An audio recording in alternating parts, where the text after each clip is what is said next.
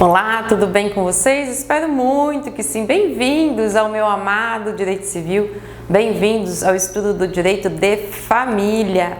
Estamos de volta para falar um pouquinho sobre o direito de família e aprendermos acerca do direito de família.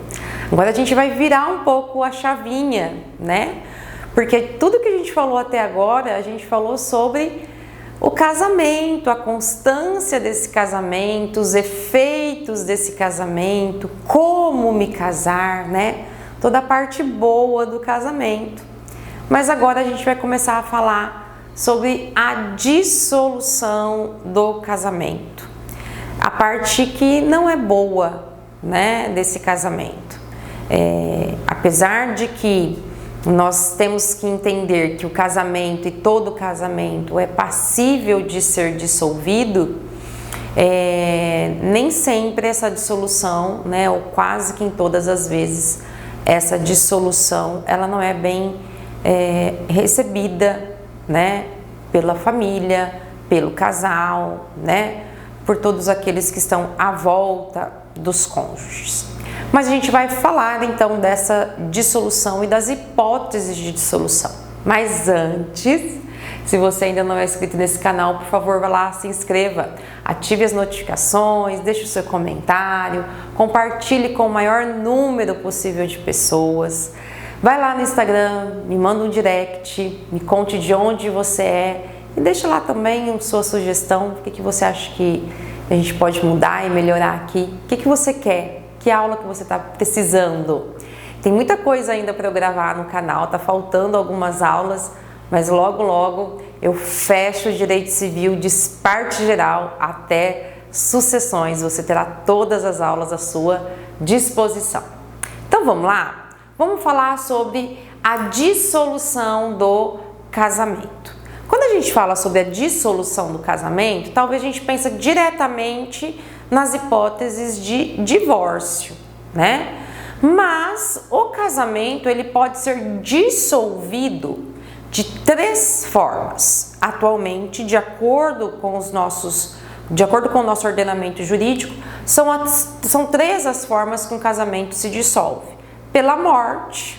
A morte é uma hipótese, é uma situação em que gera a dissolução do casamento. Também pela separação judicial, muitos contestam ainda a existência da separação judicial, a gente vai falar muito sobre isso.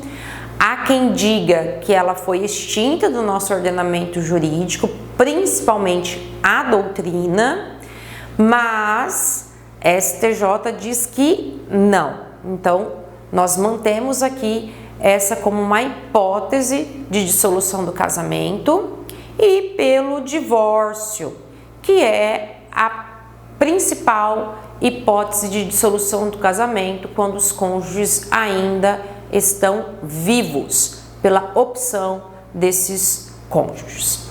É muito importante que a gente entenda a evolução histórica dessa dissolução do casamento, principalmente com relação à separação e o divórcio, para a gente poder entender até a própria separação judicial e as críticas que existem a respeito da separação judicial. Olha só, nós tínhamos o Código Civil de 1916 que dizia o seguinte: casamento civil, ele é indissolúvel. Uma vez casado, para sempre casado. A única forma de dissolver o casamento é através da morte. Então não se admitia nenhum tipo de dissolução de casamento. Aqueles que se separavam, né, aqueles que mesmo que havia essa proibição do Código Civil, mas que se separavam de fato e estabeleciam outras uniões, eles estabeleciam uniões que não eram reguladas pelo Código Civil, que não eram reconhecidas pela lei e elas eram chamadas de concubinato. Até hoje nós temos ainda essa figura e até hoje o concubinato não é a união, não é uma união reconhecida pelo nosso ordenamento jurídico. Então, aqueles casados que eram proibidos de se separar e que se separavam de fato e se uniam a outras pessoas, viviam em concubinato e não tinham proteção jurídica alguma. Aí veio a lei do divórcio, a lei 6.515 de 77. Essa lei está em vigor até hoje. Ela sofreu várias modificações, mas apesar de ser uma lei tão antiga, ela ainda está em vigor e nós a utilizamos muito ainda nas ações de divórcio, tá? O que essa lei trouxe de novo? Essa lei, o próprio nome está dizendo, né? Essa lei trouxe a possibilidade, então, de que as pessoas pudessem se divorciar. Então, agora, a partir de agora, as pessoas elas podem se divorciar. As pessoas que não querem mais viver em matrimônio umas com as outras podem se divorciar. Tá bom. Quais são os requisitos para isso? Primeiro, eu só posso me divorciar uma vez na vida. Então, eu tinha o direito de me casar uma vez e uma vez tendo casado, eu podia me divorciar uma vez só. E aí, tendo divorciado uma vez só, eu tinha o direito de me casar uma segunda vez.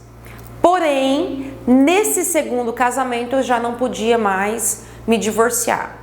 Eu poderia me separar de fato e se eu estabelecesse uma terceira união, eu estaria vivendo em concubinato. E tem mais um detalhe. Para que eu pudesse me divorciar, eu tinha que fazer antes uma ação chamada separação judicial.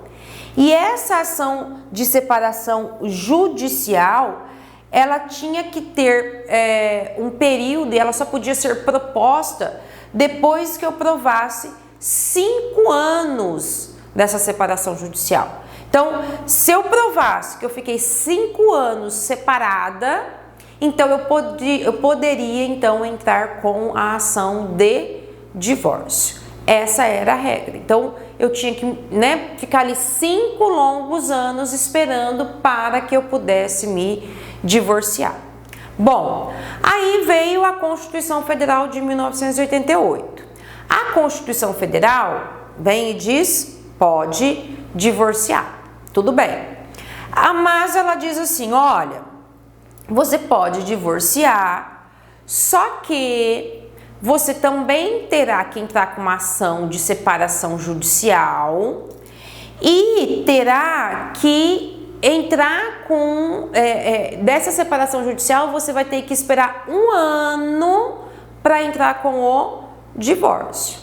E nós vamos ver que para entrar com a separação judicial, eu preciso esperar 1 ano.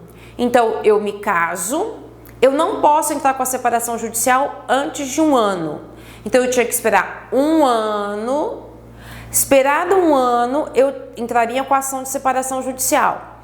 Aí, eu teria que esperar aqui mais 1 ano.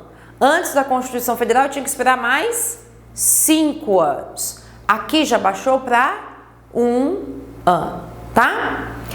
Mas eu tinha um outro tipo, então a Constituição veio e criou 2 modalidades de divórcio. O divórcio direto, com a possibilidade de me separar, de me divorciar, se eu provasse que eu estava separada de fato, há 2 anos. Então, se eu provasse que eu estava há 2 anos separada de fato, então eu tinha que levar provas, documentos, testemunhas, que eu estava separada de fato há 2 anos, eu já podia entrar com a ação de divórcio direto. Professora, mas eu não estou entendendo muito bem essa questão da separação e do divórcio. Nós já vamos entender. Mas eu só quero que você, já me antecipando um pouquinho, a separação judicial, ela dissolve tudo, menos o matrimônio. Ela dissolve a sociedade conjugal. Ela dissolve deveres do casamento, ela dissolve regime de bens, ela dissolve o patrimônio, ela dissolve os efeitos pessoais, ela dissolve tudo. menos o vínculo matrimonial. O vínculo matrimonial é o que me impede de me casar novamente. O único meio de dissolução que me permite, ou os únicos meios de dissolução que me permitem me casar de novo são a morte e o divórcio. A separação, não. Então eu tinha que primeiro me separar para depois me divorciar. Ou eu podia entrar com o divórcio direto. Então esse primeiro a gente chamava de divórcio conversão, ou a gente falava, né, que havia um divórcio conversão. Então primeiro eu entrava com a separação, depois eu entrava com o divórcio. Mas se eu provasse que eu estava há 2 anos separada de fato, então eu entrava com o divórcio direto. Enquanto eu estava separada apenas, eu não podia me casar. Eu precisava converter essa separação em divórcio. Tudo bem? Bom, ainda veio uma outra evolução do casamento no nosso ordenamento jurídico, que é uma evolução atual, que é a emenda 66 de 2010. Essa emenda, ela autoriza o divórcio, mantém a autorização do divórcio, e o único requisito agora basta a manifestação da vontade de um dos cônjuges. Eu não tenho mais prazo, eu não tenho mais qualquer outro requisito a não ser a manifestação da vontade de um dos cônjuges. Eu não preciso me separar antes e eu não preciso provar que eu estive casada por nenhum lapso temporal. Então, se eu me casei hoje, amanhã eu posso entrar com uma ação de divórcio. Na ação de divórcio, lá nos fatos, eu vou escrever assim: senhor juiz, me casei ontem, hoje eu quero me divorciar. Ponto. Eu não preciso dizer por quê, por causa de quem, o que aconteceu, o que não aconteceu. Basta que eu escreva: hoje eu quero me divorciar. Então, a simples manifestação de vontade, dizendo que eu não quero mais viver em matrimônio, basta para dissolução do casamento. Tá bom? Então, vamos começar pela dissolução do casamento através da morte, tá? Então, a morte, ela gera o que a gente chama de estado de viuvez. Então, o falecimento de um dos cônjuges gera o estado de viuvez do outro cônjuge. A morte, como eu disse agora há pouco, ela gera a dissolução do patrimônio. Ela não gera somente a dissolução da sociedade conjugal, mas também a dissolução do patrimônio. E aí pode o viúvo ou a viúva constituir novo matrimônio, ou seja, pode se casar novamente sem problema algum. Com 2 ressalvas que a gente já estudou, mas a gente vai lembrar.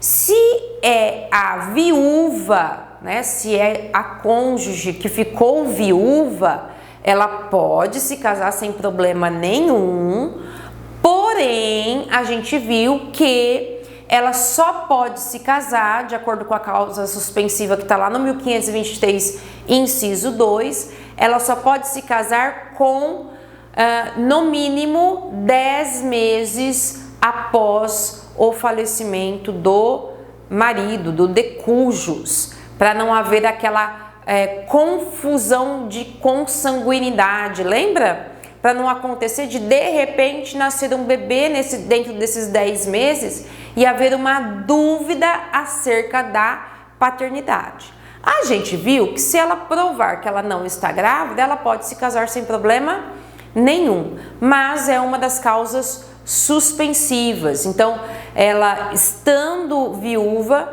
ela está autorizada a se casar, porém não deve se casar se for dentro dos 10 meses. E se ela tiver filhos também, né? Nesse caso, nessa situação, ela também está não deve se casar, lá pelo inciso 1, que fala enquanto não há partilha dos bens. Então, enquanto não há partilha dos bens do inventário de cujos, é melhor que não se case. Então, espera a partilha dos bens para não haver confusão do patrimônio, para não haver ali de forma nenhuma qualquer tipo de confusão patrimonial, tá? Agora, tem um detalhe. Na dissolução do casamento pela morte, é possível que 2 efeitos do casamento permaneçam. Quais são eles? Primeiro, o parentesco por afinidade em linha reta e impedimento matrimonial dele decorrente. Nós já falamos sobre isso. O estado de viuvez, a dissolução do casamento, não dissolve o parentesco em linha reta por afinidade. Ou seja, o sogro e a sogra e o enteado, eles continuarão sendo os meus sogros e o enteado da mesma forma. E o impedimento matrimonial que decorre desse parentesco também permanece. Então, o fato do meu esposo ter falecido não faz com que haja o rompimento desse parentesco. Esse parentesco continua sem problema algum. E o impedimento dele decorrente também permanece, tá? E o segundo efeito é o direito de continuar utilizando o sobrenome de casado. Explico. A partir do momento que eu escolhi e adotei o sobrenome do meu marido, ele integrou o meu nome. E nome é direito da personalidade, ele passou a ser meu. Então, a partir de agora, eu tenho direito total sobre ele. Então, ninguém pode me tirar esse direito a não ser eu mesma, né? Através da minha livre escolha. Então, eu só tiro esse sobrenome se eu quiser. Então, o fato dele ter falecido não tira de mim o direito de continuar utilizando o seu sobrenome. Então, eu posso continuar sem problema algum, tá bom? Então, é isso, pessoal. Então, primeira espécie, né, as primeiras considerações a respeito da dissolução do casamento, aí, né, as primeiras regras, né, a evolução histórica e a dissolução por morte, a gente já viu. Agora, nas próximas aulas, nós falaremos sobre a separação judicial e o divórcio. Aí nós temos muita coisa para falar, tá bom? Espero que vocês fiquem bem, fiquem com Deus e até a próxima aula. Tchau, tchau!